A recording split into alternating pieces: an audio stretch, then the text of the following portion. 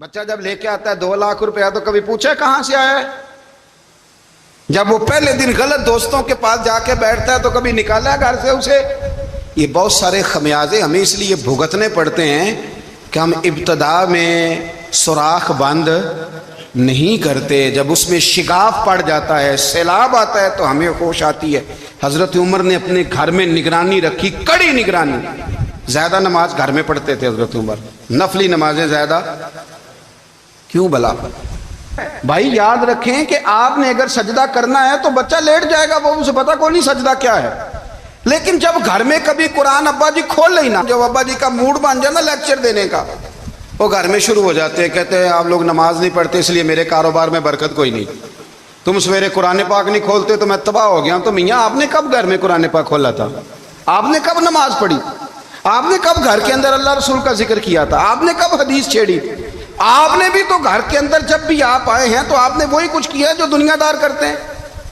آپ بھی تو اپنا موبائل لے کے الگ کونے میں بیٹھ گئے، آپ نے بھی تو کہا ہے کہ اب تمہارے چینل ختم، اب میری مرضی والا چلے گا۔ تو جو آپ نے کیا ہے بچے بھی وہی کام کریں گے۔ آپ نے بھی گپ شپ لگائی ہے تو وہ بھی لگا رہے ہیں۔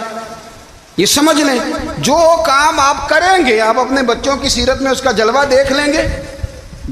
بڑی پکی سی بات ہے کہ آپ کو بچے کی عادتیں دیکھ کے سمجھ آ جائے گی کہ میں بھی یہی کرتا تھا اور یہ بھی۔ حضرت عمر فاروق رضی اللہ تعالیٰ عنہ وصال فرما گئے تو آپ کے وصال کے بعد حضرت عثمان غنی رضی اللہ تعالیٰ عنہ نے آپ کی ایک بیوہ سے نکاح کیا، حضرت عمر کی ایک بیوہ سے۔ جب وہ آپ کے نکاح میں آئی تو کہنے لگی حضرت عثمان غنی سے کہ حضور نہ تو میں خوبصورت ہوں اور نہ میں جوان ہوں، نہ آپ کی کوئی خدمت کر سکتی ہوں، میرے ساتھ نکاح کرنا سمجھ میں نہیں آیا۔ کیا شاندار جواب دیا حضرت عثمان غنی نے، کیا خوبصورت جواب دیا۔ فرمانے لگے میں نے اس لیے نکاح نہیں کیا کہ مجھے تمہارے حسن سے دلچسپی تھی یا تمہاری خدمت کی ضرورت تھی، میں نے تو اس لیے نکاح کیا ہے کہ مجھے بتاؤ عمر فاروق گھر کے اندر اپنے رب کی عبادت کس طرح کرتے تھے، وہ قرآن پاک کس طرح پڑھتے تھے، وہ رویا کیسے کرتے تھے، استغفار کا طریقہ کیا، کس وقت کس انداز میں وہ اپنے رب کو یاد کرتے تھے۔ اس لیے کہ عمر کئی دفعہ گھر سے آتا تھا تو میں اس کے چہرے پر نور دیکھا کرتا تھا، میں روشنی دیکھتا تھا، ایک معیار دیکھتا تھا۔ نکاح اس لیے کیا ہے کہ مجھے عمر کی جو گھر کے اندر کی عبادت ہے اس سے آگاہ کرو، تاکہ عثمان غنی بھی چاہتے ہیں اس طرح کے عمل کرو جس طرح کہ عمر فاروق کر کے گئے ہیں۔ بھائی جب تک ہم اپنے گھر میں وہ توجہ نہیں دیں گے، وہ مزاج دیکھیں نا، ہمارے گھروں میں جب نقشہ پاس ہوتا ہے تو ٹی وی لان بھی اس میں ہوتا ہے، ڈرائنگ روم بھی ہوتا ہے، نماز کی جگہ بھی ہوتی ہے نقشے میں۔ صحابہ جب گھر بناتے تھے تو ایک مسجد بیت کا نقشہ پاس کرتے تھے، ذہن میں رکھتے تھے کہ یہ کونا نماز کے لیے، وہاں جوتے لے کے کوئی نہیں جائے گا، وہاں نماز پڑھی جاتی تھی، عورتیں وہاں اعتکاف کرتی تھیں۔ ٹی وی لان تو آ گیا ہے اور گھر کے اندر ٹی وی رکھنے کے لیے تو ایک کمرہ الگ سے بنا دیا گیا ہے، اور اب جو نئے نقشے پاس ہو رہے ہیں اس کے اندر گھروں کے اندر جگہ بنائی گئی ہے جہاں کمپیوٹر رکھے جائیں، اور بچوں کے لیے وائرنگ ہوگی نیچے تاکہ انہیں کوئی مشکل درپیش نہ ہو۔ یہ ساری چیزیں ہم نے نہانے کے لیے گھروں کے اندر اتنے بڑے واش روم بنائے ہیں کہ لگتا یہ ہے کہ سوائے نہانے کے اور کام ہی نہیں کوئی گھر میں ہوگا، ہر چیز آ گئی۔ پر اللہ کرے کوئی تفسیر بھی ٹیبل پہ پڑی نظر آئے، کوئی حدیث کی کتاب بھی ٹیبل پہ پڑی نظر آئے۔ اللہ کرے کہ جس طرح ابا لطیفہ سن کے آتا ہے تو جب تک سنا نہ لے اسے ہضم نہیں ہوتا، اللہ کرے کہ وہ جمعے میں بیان سن کے جائے تو اس کا بھی دل کرے میں اپنے بچوں کو سناؤں۔ وہ نبی پاک کی کوئی حدیث کہیں سے سنے تو گھر جا کے سنائے۔ جب تک یہ معیار نہیں بنتا آپ کیسے توقع کرتے ہیں کہ گھر کے اندر اللہ کی رحمتیں نازل ہوں گی؟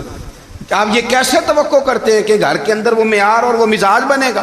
حضرت عمر فاروق نے ذاتی زندگی پر جو توجہ دی، گھر والوں کے معیار پر جو توجہ دی حضرت عمر فاروق رضی اللہ تعالیٰ عنہ نے، وہ بھی بڑی دیدنی ہے۔ حضرت ابو موسیٰ اشعری کو نا آپ نے وزیر خزانہ بنایا، وزیر خزانہ۔ تو حضرت ابو موسیٰ اشعری کہتے ہیں کہ حضرت عمر کو شیخ خزانے میں رہنے تو دیتے نہیں تھے۔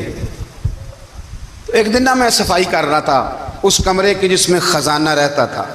ہمارے تو ملک میں جو جاتا ہے وہ صفائی کر کے ہی جاتا ہے، اللہ خیر کرے۔ اور خیر معیار بدلتا ہے، جو پچھلی حکومت ہوتی ہے وہ قرضہ اٹھاتی ہے، وہ باہر سے جاتی ہے تو قرضہ لے کے آتی، اور جو نہیں آتی ہے وہ کہتی ہے ہمیں پیکج مل گیا ہے، وہ قرضہ نہیں اٹھاتے۔ ان کو کیا ملتا ہے؟ یعنی پچھلی نے قرضہ لیا تھا اور ہم نے، واہ جی واہ کیا خوبصورت انداز ہے، اس کا نام بدل کے نا، انہوں نے قرضہ لیا تھا اور ہم نے، میں کہا بڑے شاندار سیانے بندے ہو گئی۔ اور اللہ تعالیٰ خیر فرمائے، ہمارے جو بڑے شاندار قسم کے دوست ہیں نا، شاندار، جن کا ادب سے نام لیتے ہیں، وہ عرب کے بادشاہ ہیں۔ ہم تو عرب خالی کہتے بھی نہیں، عرب شریف کہتے ہیں، عرب شریف۔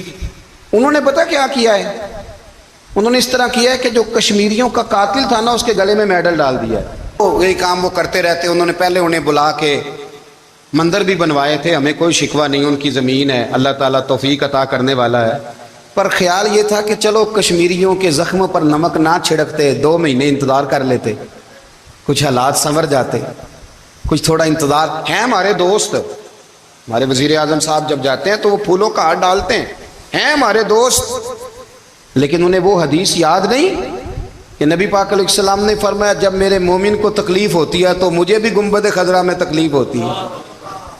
انہیں نہ کشمیریوں کا خون یاد نہیں آیا، انہیں برہان وانی کی کٹی ہوئی لاش یاد نہیں آئی، انہیں 30,000 بیوہ عورتیں 30,000 بیوہ عورتیں یاد نہیں آئی، 30,000 بیوہ عورتیں جن کے سہاگ اجڑ گئے، اور انہیں 1.25 لاکھ یتیم بچہ یاد نہیں آیا جو یتیمی کی زندگی گزار رہا ہے، اور اس کے باوجود بہت بڑے ذمہ دار ہیں وہ۔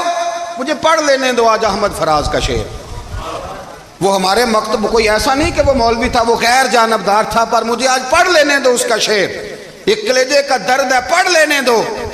اس نے کہا تھا کہ پڑھتا ہوں تو کہتی ہے یہ خالق کی کتاب ہے، مثل یہودی یہ سعودی بھی عذاب، اس قوم کے بارے میں کیا لکھوں فراز، کعبے کی کمائی سے جو پیتے ہیں شراب، کعبے کی کمائی سے جو پیتے ہیں شراب، اس قوم کے بارے میں کیا لکھوں فراز، کہ کعبے کی کمائی سے جو پیتے ہیں شراب۔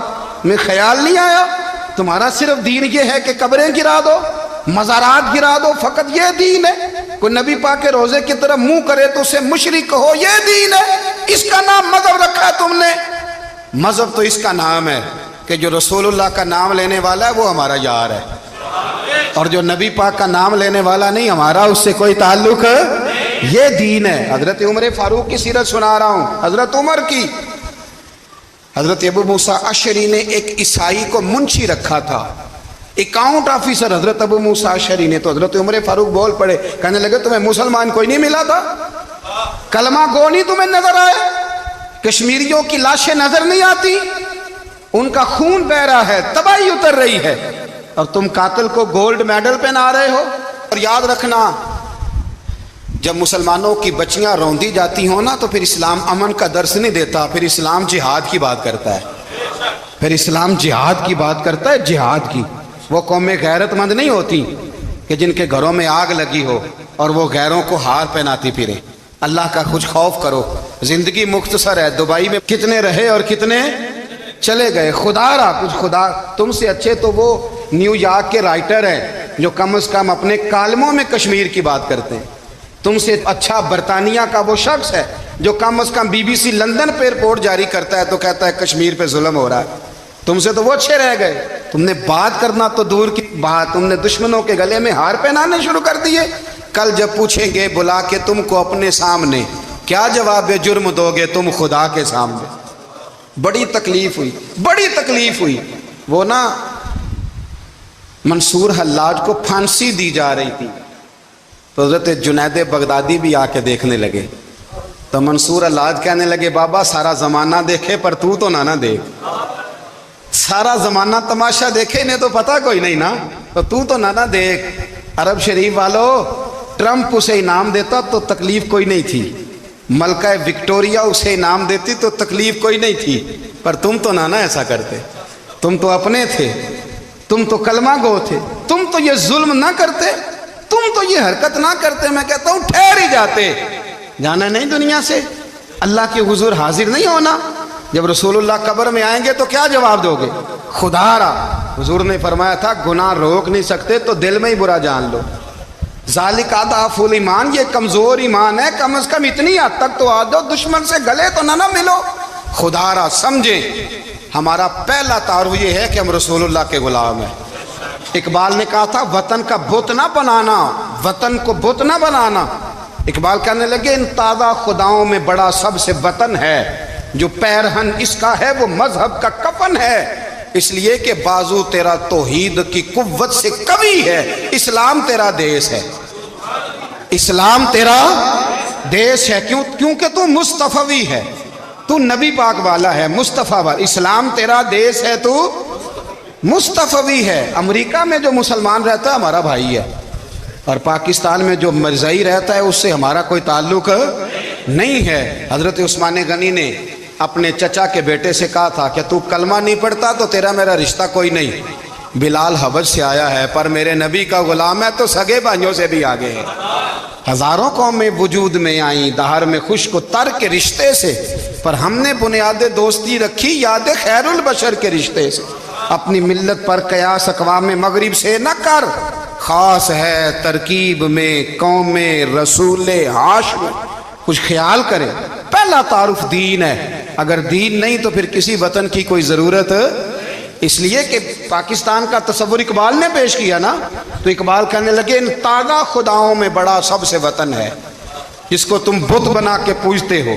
ہمارا وطن تو ہمیں جان سے زیادہ پیارا ہے، پر پہلے پاکستان نہیں، پہلے اسلام، پہلے اسلام تیرا دیس ہے، تو مصطفی ہے۔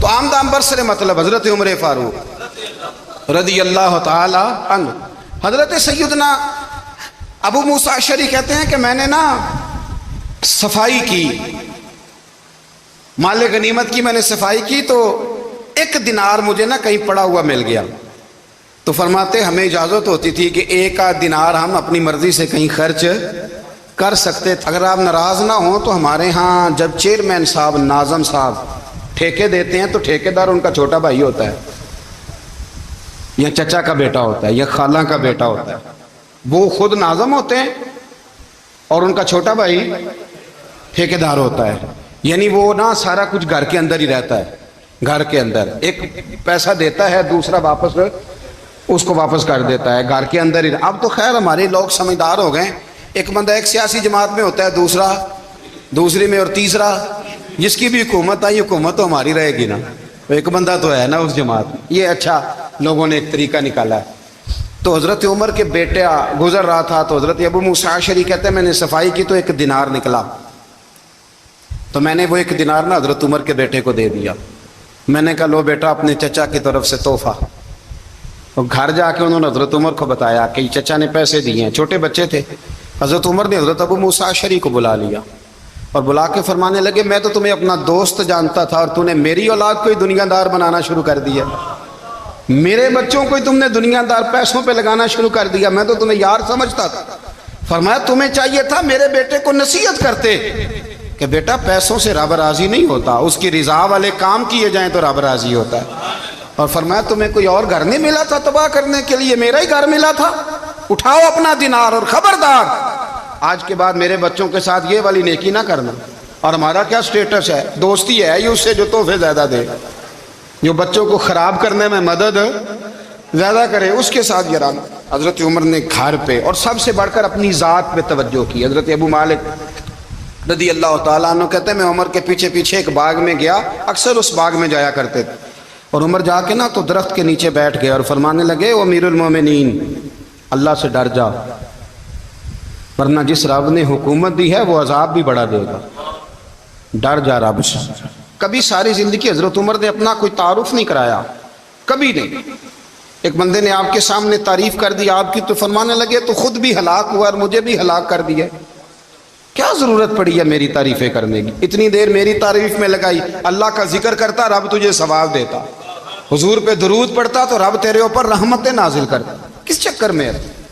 آج جتنا اچھی کوئی خوشامد کرے اتنی اچھی وزارت ملتی ہے، جتنی اچھی اس کو جو ہے وہ چاپلوسی کرنی آیا درجہ بھی اسے اتنا ہی اچھا ملتا ہے۔ حضرت عمر فاروق رضی اللہ تعالیٰ عنہ آپ کے بیٹے کہتے ہیں، صاحب فتوح الشام نے لکھا ہے، آپ کے صاحبزادے کہتے ہیں میں نکلا تو میرے ابا جی نا اپنی پشت پر مشکیزہ رکھ کے کنویں سے پانی بھر کے آ رہے، میں دوڑ کے آگے گیا، میں نے کہا ابا جی مجھے دے دے۔ فرمانے لگے بیٹا تیرا کیا خیال ہے، کوئی اور نہیں تھا مشکیزہ بھر کے لانے کے لیے، تیرا کیا خیال ہے؟ ابا جی بڑے لوگ تھے پر آپ کیوں اٹھا رہے ہیں؟ فرمانے لگے نفس نا ذرا میرا بڑا ہو گیا تھا، اسے ذرا ذلیل کر رہا ہوں، ذرا اپنا محاسبہ کر رہا ہوں، یہ مجھے کہہ رہا تھا تو بڑی چیز ہے، تو میں نا ابھی مشکیزہ گھر رکھ کے آؤں گا، پھر تیری ماں نے مجھے کہا ہے کہ گھر میں لکڑیاں کوئی نہیں جلانے کے لیے، پھر میں جنگل سے لکڑیاں کاٹ کے لاؤں گا۔ اب میں امیر المومنین بن کے نا تو میرا نفس تھوڑا بڑا ہو گیا۔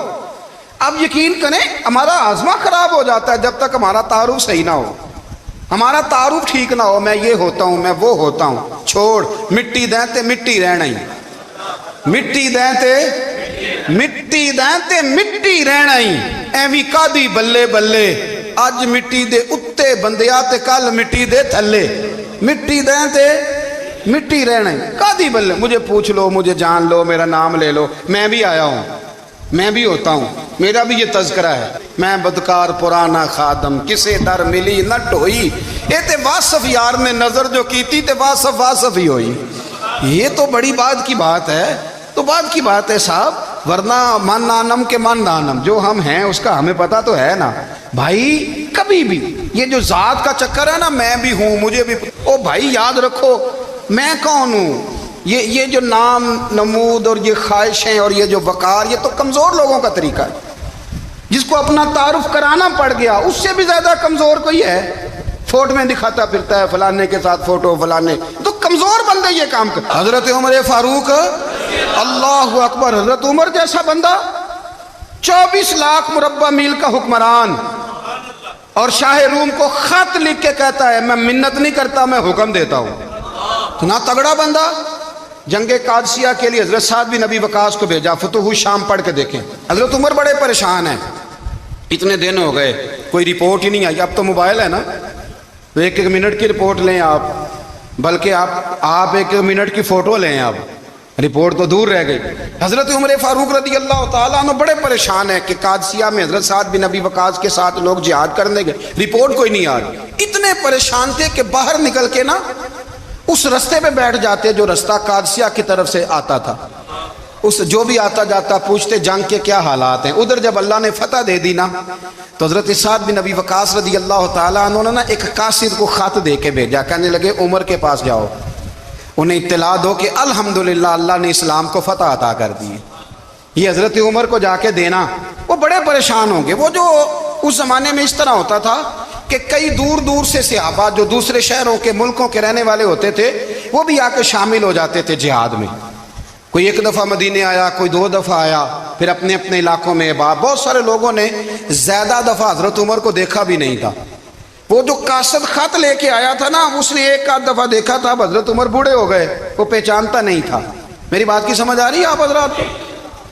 ادھر سے وہ خط لے کے آ گیا، حضرت عمر مدینے سے باہر نکل کے اس روڈ پہ بیٹھے تھے جو قادسیہ سے آتا تھا، جب وہ اس آدمی کو آتے دیکھا تو حضرت عمر اٹھ کے کھڑے ہو گئے، فرمانے لگے قادسیہ سے آ رہے ہو؟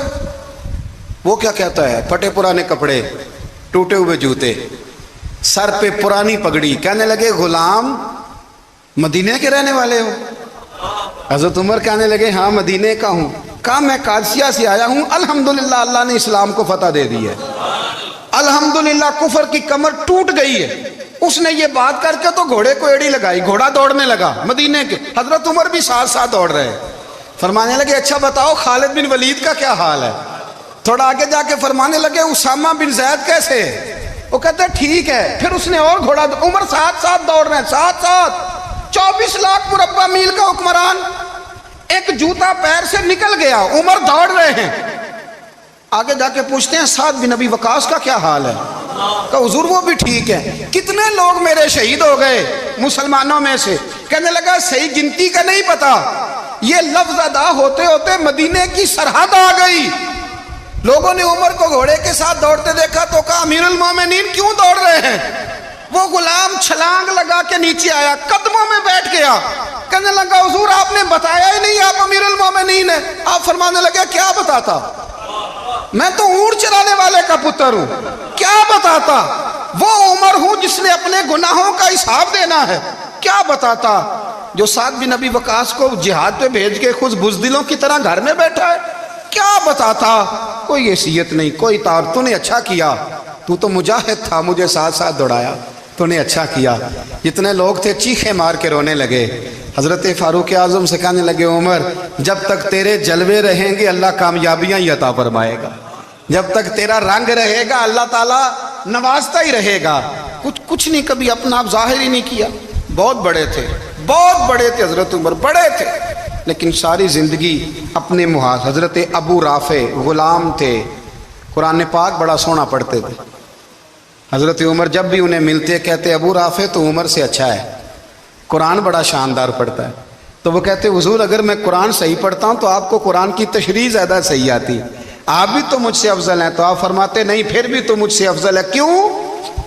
اس لیے کہ تو اپنے غلام اپنے آقا کی نوکری بھی ٹھیک کرتا ہے اور رب کی عبادت بھی ٹھیک کرتا ہے, اور مجھے خالص صرف عبادت کرنی ہوتی ہے وہ بھی ٹھیک نہیں کر پاتا. ساری زندگی اپنا محاسبہ, ساری زندگی اپنے گریبان میں دیکھا, ساری زندگی اپنے آپ کو پرکھا, اپنے آپ کو ٹٹولا. 62 سال عمر بیت گئی. حضرت حذیفہ بن یمان ایک صحابی تھے, میرے نبی کریم علیہ السلام نا ان سے راز کی باتیں کرتے تھے. ہر بندے کا ہاضمہ ٹھیک نہیں ہوتا, سب سے راز کی بات نہیں کرنی چاہیے. حضرت حذیفہ بن یمان کہتے ہیں حضور راز کی باتیں بتاتے. مدینہ منورہ میں جو منافقین تھے ان کی لسٹ بھی نبی پاک نے حضرت حذیفہ بن یمان کو دی تھی. جب کوئی مشکوک آدمی مر جاتا نا تو صحابہ کہتے ہیں ہم دیکھتے اگر حضرت حذیفہ نے جنازہ پڑھا تو ہم بھی جنازہ پڑھ لیتے. نبی پاک نے بھی کچھ جنازے نہیں پڑھے. ترمذی میں ہے فرمایا عثمان سے جو بغض رکھے اس کا جنازہ نہیں پڑھیں گے. حضرت حذیفہ بن یمان اگر جنازہ پڑھتے تو لوگ پڑھتے, وہ نہ پڑھتے تو لوگ جنازہ نہ پڑھتے. حضرت حذیفہ بن یمان کہتے ہیں جناب عمر فاروق کی خلافت کے آخری ایام تھے, کچھ دنوں کے بعد وہ شہید ہو گئے. فرماتے آدھی رات کا وقت تھا, میں گھر میں سویا تھا بڑا بے فکر, اچانک میرے دروازے پہ دستک ہوئی, میں گھبرا کے اٹھا, اتنی رات کو کون آیا؟ کہتے ہیں قربان جاؤں دروازے پہ گیا تو امیر المومنین فاروق اعظم دروازے پہ. میں نے کہا عمر کوئی حکم تھا تو مجھے بلا لیتے. کہنے لگے میں نا امیر بن کے نہیں آیا, تیرا ویر بن کے آیا ہوں. امیر المومنین کی حیثیت سے سرکاری کام سے بلاتا تو وہاں بلاتا, مجھے ایک ذاتی کام پڑ گیا. کہتے میں نے عمر کو گھر کی اندر بلا کے چارپائی پہ بٹھایا. میں نے کہا حضور میں غریب آدمی, میں کیا آپ کے کام آ سکتا ہوں؟ تو کہتے ہیں انہوں نے نا مجھے ساتھ بٹھا لیا, پھر میرا ہاتھ پکڑ لیا. کہنے لگے تو عمر کو جانتا ہے؟ عمر جھوٹ نہیں بولتا. تو جانتا ہے؟ عمر وعدوں کا پکا ہے. کہا حضور جانتا ہوں. کہا میں اس وقت آیا ہوں جب دیکھ بھی کوئی نہیں رہا. حضرت حذیفہ بن یمان کہتے ہیں پریشان ہو گیا, حضور پہلیاں نہ بجھوائے, مہربانی کریں بتائیں کدھر آئے ہیں. حضرت عمر فاروق فرمانے لگے 62 سال کا ہو گیا ہوں, 63 میں چل رہا ہے, داڑھی سفید ہو گئی ہے, پھل پک گیا, اٹھ فریدہ ستیا, داڑھی آ گئی پور, اگا نیڑے آ گئی, پیچھا رہ گئی دور. اب قبر اشر کا معاملہ صاف نظر آنے لگا ہے. کہا حضور مجھ سے کیا چاہتے ہیں؟ حضرت عمر رو پڑے, کہنے لگے آج میں عشاء کے بعد نکلا ہوں تو نبی پاک کے صحابہ مجھے نیک کہہ رہے تھے, پھر میں نے بچوں کی ماں سے اور بچوں سے بھی پوچھا ہے, وہ بھی مجھ سے راضی ہیں. پر حذیفہ تیرے ساتھ نبی پاک راز کی باتیں کرتے تھے, سچ بتا کہیں عمر کا نام منافقوں میں شامل تو نہیں؟ سچ بتا ان منافقین میں تو شامل نہیں, کہیں اوپر سے تو نہیں سارا کچھ؟ حضرت حذیفہ بن یمان کہتے ہیں میں باپ کے مرنے پہ اتنا نہیں رویا جتنا عمر کے سوال پہ رویا. میں قدموں میں بیٹھ گیا, میں نے کہا نہیں عمر یہ تو میں نے نہیں سنا, لیکن یہ میں نے نبی پاک سے ضرور سنا ہے کہ میرے بعد اگر کوئی نبی ہوتا تو عمر ابن خطاب ہوتا. یہ میں نے اپنے کانوں سے سنا ہے کہ عمر جس گلی سے گزرے شیطان رستہ بدل جاتا ہے. یہ میں نے اپنے کانوں سے سنا ہے کہ 950 سال حضرت جبریل جناب عمر کی شان بیان کریں تو پھر بھی بیان نہیں ہو سکتا. یہ میں نے ضرور سنا. دوستو ساری زندگی حضرت عمر نے اگر دوسروں کا محاسبہ کیا تو اپنا اور اپنے بچوں کا بھی کڑا خیال رکھا, اپنی ذات پر بڑی توجہ دی. جو لوگ اپنا بھول جاتے ہیں نا, ہمیں اپنی صحت کا بڑا خیال ہے لیکن اپنی روحانی زندگی کا کوئی خیال نہیں ہے, قلبی زندگی کا کوئی تصور نہیں ہے. آپ یقین کریں موٹا آدمی کمزور ہونے کے لیے جدوجہد کر رہا ہے, کمزور طاقتور ہونے کے لیے, لیکن جس کو کتنے دن بیت گئے اللہ رسول کی یاد میں رویا ہی نہیں. کتنے دن بیت گئے نہ سننے کو دل ہی نہیں چاہا، جسے مہینوں بیت گئے اور قرآن پاک کی طرف نظر ہی نہیں گئی، وہ فکر مند ہی نہیں۔ زندگی زندہ دلی کا نام ہے، مردہ دل کیا خاک جیا کرتے ہیں؟ بھائی حضرت عمر کی زندگی دور حاضر میں ہمیں یہ سبق دیتی ہے کہ کڑی نگرانی رکھو اپنے پودوں کی، کڑا خیال رکھو اپنے ذاتی باغ کا، اور یہ جو تمہارے دل کی دنیا ہے، یہ تمہاری روح کی زندگی ہے، اس کا محاسبہ کرتے رہو۔ نبی کریم علیہ السلام نے فرمایا اپنا حساب خود کر لو قبل اس کے کہ تمہارا حساب کیا جائے۔ اپنا حساب، بولیے اپنا حساب۔ ہم ساری دنیا کا حساب کرتے پھرتے ہیں، کوئی کہاں سے کماتا ہے کہاں کھاتا ہے، پر اپنا حساب حضور نے فرمایا حساب کر لو قبل اس سے کہ تمہارا حساب۔ مولا علی فرماتے ہیں نماز پڑھ لو قبل اس کے کہ تمہاری نماز پڑھی جائے، نماز پڑھ لو قبل اس کے کہ تمہاری۔ اپنا محاسبہ کریں، تھوڑا سا نا اوپر دائیں بائیں دیکھنے کی بجائے تھوڑی سی گردن جھکا کے نا، درویش کہتے ہیں برے بندے نو میں لبن ٹریا تے جگ تے ملیا نہ کوئی، اپنے اندر چاتی پائی تے میں تھوں برا نہ کوئی۔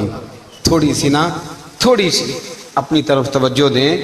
ہم نا بے چین وقت گزار رہے ہیں، بے قرار ہیں، بے سکون ہیں، سبب یہ ہے کہ ہم نے نا اپنا حساب کرنا چھوڑ دیا ہے۔ حساب کرو گے، بے حساب تو بندہ روٹی کھا لے تو بیمار ہو جاتا ہے، اور اگر زندگی بے حساب گزرے، گناہوں کا حساب ہی نہ کیا جائے، تقوی کی طرف توجہ ہی نہ کی جائے، تو پھر زندگی دشوار ہو جاتی ہے۔ اور اللہ پوری امت مسلمہ کو ایک حضرت عمر فاروق رضی اللہ تعالیٰ عنہ کے طریقے پر چلنے والا لیڈر عطا فرما، ہمیشہ مدحت خیر الانام میں گزرے۔ دعا ہے یہ عمر درود